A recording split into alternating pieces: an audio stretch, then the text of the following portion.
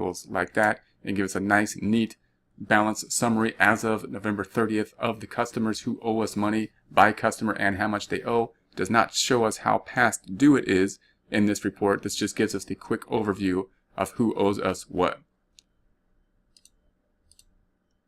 Scrolling down to number 2 then says, notice that this is exactly the information the banker has requested. So you read through the scenario and we printed this for the banker who wanted this information. A list of the total amounts each customer owes Larry Landscaping and Garden Supply as of 11:30. When you have finished viewing, close the report. So I'm going to go ahead and print it first. I'm going to export it to an Excel sheet. So I'm going to go to Excel and create a new worksheet. When the next screen pops up, I want to put it into an existing workbook because we have already created another workbook. It's going somewhere, but I don't think it's going to the one we want because we haven't yet pointed to it yet. It's currently going to chapter 4. I'm going to hit the drop down and go back to QuickBooks because we want to go into week 2, but I want it in chapter 5, so we want it in this file here. So I'm going to double click on that. It should then open and export it. So there it is. I'm going to make this large. I'm going to go to the second view option, being the page layout view. I'm going to select OK here. I'm going to go up to the View tab, Windows group, turn off that split, and then rename the tab by double clicking on the sheet 1 that has been created and calling it Customer.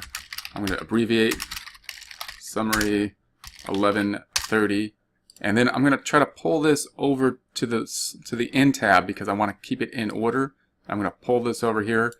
If you see these little dots, that means that you have more tabs over here, and that's that Instruction tab. So there we have that. I'm going to go back to the normal view. It's already saved, so I can just hit the icon here, being the floppy drive, which no one knows what that is anymore. And then I'm going to close that. And note that if you do not have that option, you can save it as a PDF file by printing it as a PDF file or going to File. So then you would go to File, you're going to go to Save As, and we are then going to locate it. It's on the computer. I'm going to scroll down to the QuickBooks. I'm going to go into week 2, chapter 5, and I'm going to rename this. I'm going to put the full name here since I have enough room to do so, and it's called the Customer Balance Summary as of 11/30/14. So there we have that saved in multiple ways.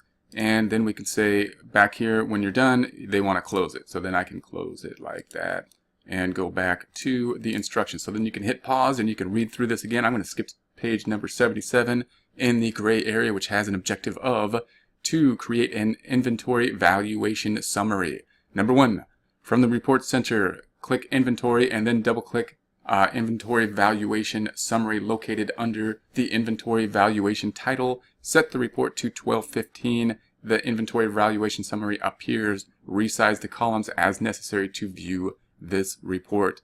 So we're going to go back over here.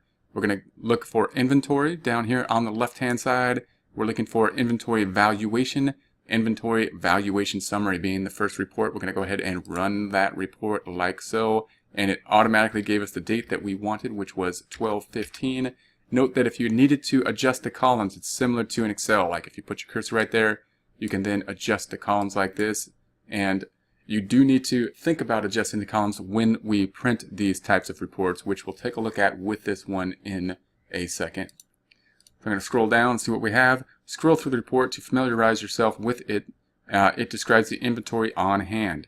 So clearly this is the inventory that we have. So we have the on hand, the average cost.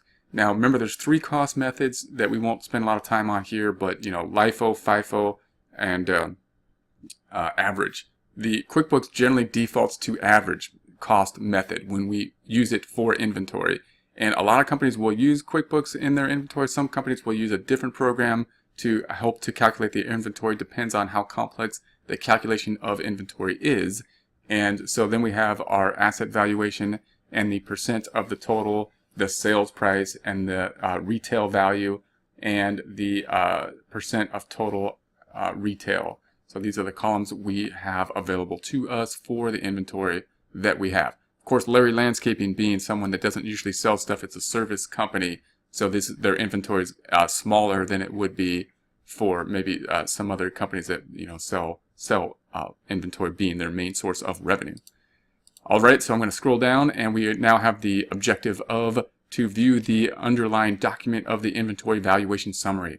So then we're going to double click the pump representing the 37.3% of the cost of inventory on hand, and inventory valuation detail appears by default. This report shows activity for the month to date as of 12/15/14, but Scott wants to know the total inventory on hand and see activity for the quarter. To find this information, you need to change the date to 10/1. Okay, so we're going to double click on the pump. So we're going to go back over here, and we are looking for the pump, which was this one here. So it's 30. It's a large part of our inventory, so we're going to double click on that using the quick zoom, drilling down on the quick zoom there. And by default, this shows activity for the month. We want to change the date from 10/1. So we're going to go back over here, and we're going to change the beginning date because we want to see more information here. It only has by date information in the inventory valuation detail. We want to see it as of 10/01/14. And that will give us some more of this dates up here so we can see more activity by date in this report. So then we can go ahead and refresh that. It already did so. Note that this report shows the beginning inventory of 47, purchases of 11, and sales 10 for the ending. So there we have it, 47 there. Alright, so we're going to scroll down. I'm on page 78. It says the inventory valuation detail here, and here's the item. So our picture should look like this picture there, and there we have it. So we look good. Then we're going to scroll down to the next page box, which says to view the actual bill. So we're going to use the quick zoom again to drill down further.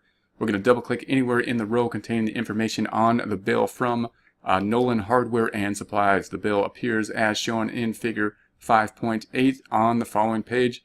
Adjust your window size and scroll down the invoice to locate the pump purchase activity. Alright, so we're going to go back over here. We're looking for the bill for Nolan. So we're going to scroll down here. Going to make this a little bit larger. There's Nolan right there. There's the bill for Nolan. Going to double click on that. And here we have it. So notice all this activity is stuff that Nolan has in the bill. And we could scroll down here, and here is the pump right there at the bottom. And there it is. All right. Then we're going to scroll down here, and it says, after you examine the bill, close open windows. So once again, I'm just going to save all this stuff as we go when we close it in case we need to turn it in as we go. So this one, the easiest way to do that would be to screenshot it. So I can screenshot it, or I can print it as a PDF. The print as PDF is not open here. We cannot save it to the Excel document as easily. We could screenshot it to the Excel document as well to put it all in one file. But I have this Word document open at this time, so I'll just keep it going with that. So I'm going to go to File. I'm going to go to Insert. I'm going to go to Screenshot and clip it. And then just clip this entire thing like that in case we need that information. Then I'm going to scroll down and just click on the next area in case we need to continue with that. We could also hit the Save button as we go. It's already located where we want it to be located, so we don't need to select Save As. Then I'm going to go ahead and close this one. Not this one, but this little X should close it up. And this report. This one I'd like to export to Excel. So I'm going to go ahead and go to Excel here. I'm going to create a new worksheet. It will be going to the same workbook, so I'm going to put it to an existing workbook. It's now going where I want it to go, I believe. Let's double check. It is chapter 5. There's the Excel sheet. I'm going to double click on that. That's the one I want. We're going to export it, and it should open that Excel sheet with it should open that Excel workbook with a new worksheet. So here it is. I'm going to make it large. Here's the new workbook. Here's the new sheet. I'm going to go ahead and move it to the page layout view and say OK. Go up to the View tab in the Windows group and unsplit it. Then I'm going to rename the tab by double clicking on the tab and call it Inventory. I'm just going to abbreviation Valuation Detail like so. Then we can move it to the end. I'm going to put my cursor on it and drag it to the end so it's in order. If we want to see all the tabs, once again, we can hit this little button over here to show all the tabs that we have at this time. I'm going to go back to the normal view like so. I'm going to save this, and then I'm just going to close this. We can also export it, we can print it to a PDF file, and we can probably go to File, Save As. Once again, you don't have to do both of these things, but you want to do one or the other. I prefer the Excel document, inventory, valuation, detail, something like that. Then we can close this one, and we want to do the same thing for this report. This report, I'm kind of, if we were to print these to the PDF file, note there's one other step that you want to check that I was going to show you, and that is that you want to see if the columns are on one page again. So you don't have to worry about that in Excel until you print Excel. But if we were to print this out and we went to the print forms and print report, and we go to the preview tab, it looks like this one happens to be all on one page. But you want to check that when you print these things out, because it's really frustrating when you're looking at a report like this and these columns are on the second page. So just keep that in mind as you go through these types of reports. So I'm going to go ahead and export this one. We're going to go to Excel and create a new worksheet. We're going to put it into an existing workbook, which is the second option. It's going where we want it by this time. I'm not going to check it because I'm pretty confident that it is going to the location that we would like it to go to, since we have done this multiple times. Excel should then open a new the existing workbook with a new tab, worksheet.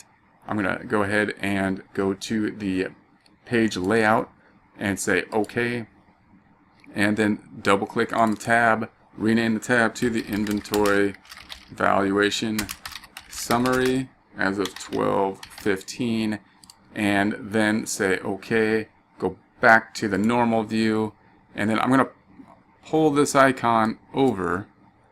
Actually, I didn't remove the split, huh? I'm going to go to the View tab, remove the split in the Windows group split, and then I can move this over. And then if you want to see all the tabs here, remember that all the tabs are over here. That's why I have these three dots. So you can move that over. You can also move this pane a little bit if you want to have some more room, like so. So I'm going to close this up. I'm going to save it as we go. Should probably save it before we close it, but either way will work. And close that, and then go back to the book and see what else we have. Scrolling down to page 79, you're going to want to pause and read through the scenario here. I'm going to skip down to the next page box, which has an objective of to create the accounts payable aging report. So from the report center, click the vendors and payables, and then double click the AP aging summary under the AP aging. Change the report to 1130 and then click refresh. Alright, so let's do that. We're going to go back to here. We're already in reports. If you're not in reports, you can select reports up here. We did the receivables here. Now we want to go to the payables. So where are the payables? So they're under vendors and payables. So we're going to go to vendors and payables, and the first one in there is the AP aging. So now we have the AP aging. Going to select the run button and run the AP aging. It defaults